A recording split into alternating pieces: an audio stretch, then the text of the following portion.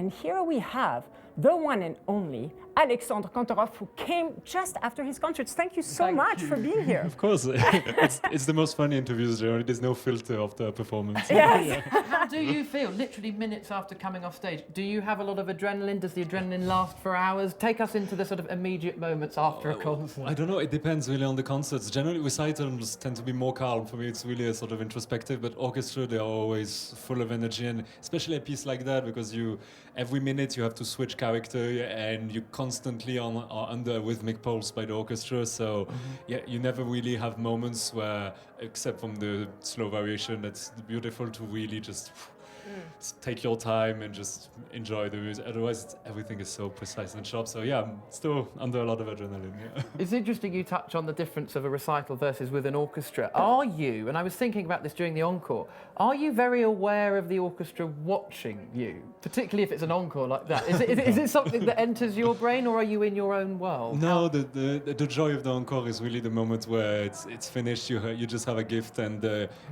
you're really, then I'm always in my world. That's really a moment I enjoy, because not every concert I'm able to really just focus and just listen to music and have no thoughts. So I know the encore is always the moment where it will happen for any show. So yeah. So is there a reason why you chose this encore? Because it's a Liszt, well, take on Wagner. True, yeah. So it was, I think, mostly the judging from the very intense second half, I think, with the Shostakovich, and I feel that also this piece has often, the Rachmaninoff, been attributed to easy music, American jazz bands, a fun exercise and variations, but not much more. And I feel they are everything that Rachmaninoff loves from the beginning, the Dies Irae theme, the sort of long phrases that develop and never end. And I feel that even if he has the playful side and the concentrated orchestration, there's still a huge journey. And for me, I don't know, I wanted something also a bit epic, and that finished the part. Also, it's very short first part, so I wanted also something that's a bit longer, at least to feel not as like just a small piece and then the big symphony. So yeah. So how do you deal with a piece like this Rachmaninoff piece that is extremely popular, that was actually played by Rachmaninoff, recorded? I think it's one of the first recordings in 1934. Do you listen to that recording? Are you sort of trying not to listen to that recording? I mean, how do you keep it fresh for yourself? I like to actually listen. I think everybody would kill to get Beethoven playing in front of you, or anybody play, and we have the luck of having Rachmaninoff play in front of you in this recording. And even if the person who composed when he plays his own music, he's just an interpreter also in a way, because he will change a lot of things from the score. He will be carried on with the emotions of the day. He would change a lot, but it's still to get a sort of a spirit, a soul. I feel in this recording it's very clear how he treats timing very specifically. He only waits for very specific moments to play with time, and to really he waits for the beautiful moments, the romantic moments. Otherwise he's very strict. He's not at all just playing in a romantic tradition way. He's very precise, very sharp, very percussive, very powerful, and then he allows for a few moments to do that. So it's almost a surprise when we think of maybe the popular image of Rachmaninoff and the romantic, the late romantic, using this sort of lush, luxurious sound world. Do you think we've got Rachmaninoff wrong a little bit, maybe? I think there's a lot of people, I think, who get him extremely right, and this kind of music that is important, they can be played in very different light. If they are convincing, but it's nice to I feel get to hear him, and to feel that what we attribute maybe to romantic is often sort of nostalgia. There's a lot of conscious and logical thought. There's a lot of Bach counterpoint, and a bit like when you see the Russian people, there's a sort of a bit of a cold exterior, and you have to dig deep and have time to get to really this warmth and this connection. I think it's something that you find in music also a bit. Sonia Rachmaninoff had very, very big hands, right? How are your hands? They are longer. They are not. I don't do the big stretches as Rachmaninoff, but they are a bit spider-like, a bit long. But I mean, you look at even I think Yuja. She has very small hands, but she can just play anything, and she has so supple. Everybody has hands, and you find your way inside to make it work. So there's no such thing as a pianist's hand, something that makes you a natural born. No, you always have piano problems in athlete. some parts of your hands. I mean, I'm lucky, and it's true in lots of big pieces you have, but they are very different in size. So when there's very intricate passages, I'm often having to just sort of adjust different. So yeah, we all have things where we struggle, and I think we find a way. Are there certain things that you find yourself practicing, a certain type of passage work, a certain element of a piece? Because when we came in, we heard you practicing. We had the great privilege of pretending we weren't listening, because I know it's a private moment for you as an artist when you're practicing. But is there a certain sort of aspect of your practice that you find you come back to again and again, an area of a piece, a technique? There are a few. There are some. Of course, there are some just. It's not just technical. It's more that on stage you're gonna get carried away, and so you want to kind of have breaks to be sure, because that's really something I see, especially with orchestra. I tend to really go forward and with the energy of the stage have very different tempos, very different energy levels. So I need to find also ways to anchor deep. I feel like my hands are a bit butter-like, so very very supple, but the actual going inside the keyboard, it's something that I consciously have to really go and work on. But then, I mean, backstage, you have a very different piano, very different acoustic, so it's not the best moment to try really for me to look for some specific things. So just a moment you warm up, you try to keep your head cool with certain things, and then you go. But And don't get carried away. Yeah, I think a sort of balance probably. Yeah. Now we have someone that really knows your hands and how you move your hands, who is coming in. And I think it's a surprise. It is. She's coming in right now. Just opening the door. I can recognize this There's voice. a whole crowd there's a whole outside crowd. for you. Welcome. Come on in. Normalement, il fallait pas que je te voie. C'était un traquenard. Mais Oh, comme prévu. c'est trop joli, merci franchement. Now we have a microphone for you here, and we welcome go. to the studio. Thank you very much. Lovely to have you. First of all, Rena, first we have to say your name. Shereshevskaya. Bravo. Right? Rena. Pronunciation. Rena. First time. Yes, Voilà. First time in my life. Really? Oh my gosh. a medal. Madame. Yes. But my English not so good. Attention, please. Yes, it's okay. So Yes. how I mean, you have a very very important relationship, you two, and I'm wondering, how is he as a student? How? He is not my student now. No, but he was. I may forgotten. You forgot. No, I think not so often the student like Alexander we have the chance to have in our life. I mean life of the pedagogue, professor. Because Alex, first time I thought that he will go out because I do each note and it may be very difficult, very noisy, very. But he decided to say masochist, yes, masochist, and very quickly he took the habit to do this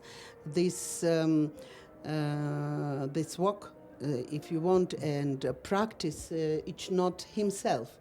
And Alexander, it's a symbol of computer and big heart. So perfect. Yes, it's perfect. Yes. And he's, we have in our life between the pianist, between the musician. Many professional, many pianists. Pianistiquement, Alexander, he has no mistake. Pianistiquement, but he's a musician.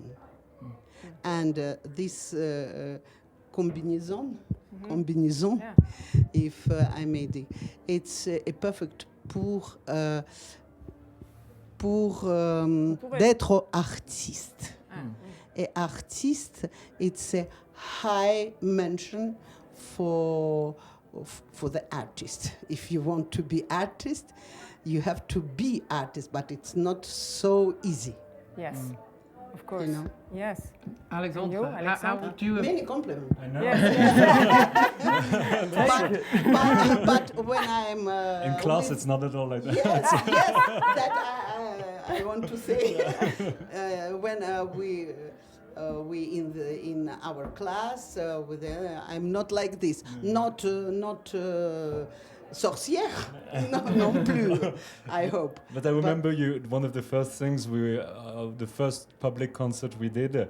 After I think I didn't manage to find the right sound, and so you went and in front of everybody you were like genius, and then you took me and you said in front of public, all my students are the best in the world, and then in private I will talk. Yes, because we have all the time something that we must to do a lot of time after the concert. Perhaps we can find something that we never heard. Yes, never see, because there is so many chords in the scores that it's enough for our life. Were you afraid? Maybe you. I Oh, see yeah, that you have your sorry, yeah. teacher. You're afraid of your teacher. no. You can go there. Don't You can speak. Were you afraid of a little bit afraid of your lessons with Rena? I mean, you were. No, really, no. It's no, that's not. It's more that after every lesson, you feel that you have to deal with hundreds of information. And at the beginning, once you're not used to it, it feels a lot. But it's never the fear, because you start and what's beautiful also is after 10 lessons to prepare a piece, really you go into incredible details. The moment of the concert is your own. You can do whatever you want. If you're convincing, I think Rena feels it. If you're not, no matter how much you try to do what she wanted, it's, yeah. The secret that I know, that the best I did. Now he can do that he wants. How old were you? I'm sorry. When you met. Good question. I think 18. It was he phoned me. Yeah. He called me, and he said, "My name Kantorow." I didn't hear Kanta. I heard of, Oh, yeah. and I ask you, you are Russian? You can speak Russian. He say, no, I'm not Russian. I wanted to play you where you are in the high conservatoire of Paris, and it perhaps will be good if you can to do the lessons with me. And I say no. No, you have to finish your conservatory. After that, you are welcome. I will. He say, perhaps you may come in Louis Vuitton auditorium. Louis Vuitton, I know very good. I say Louis Vuitton. I know that Hélène Mercier. She invite only top. Okay, he had 18. Yeah. I think 18. And when I heard him, I was very, very surprised because it was first time in my life in France I heard the base, the school, if you want, the means to do interpretation. Very good, very good. Usually, it not. I have to do a lot of things elementary. Here, I say it's interesting, but I say after. His father, he called me. he say that perhaps we may take the breakfast together. I say, why not? Come to me. And he comes with the pâtisserie, okay? The boîte of viennoiserie for the breakfast. It was very funny. I tell you about that because this morning I say, okay, only program, another program. I don't want to mix my teacher with his professor that I respect. Yes. Yes, after that, it was, I think, when you play first sonata of Brahms, it was 2 years ago, 3 years ago even. I say it was so genial that I said his father, thank you very much for the pâtisserie and viennoiserie. You were determined for those lessons, and now we've seen the result. Thank you both so much for coming in. Great pleasure. Thank you so much.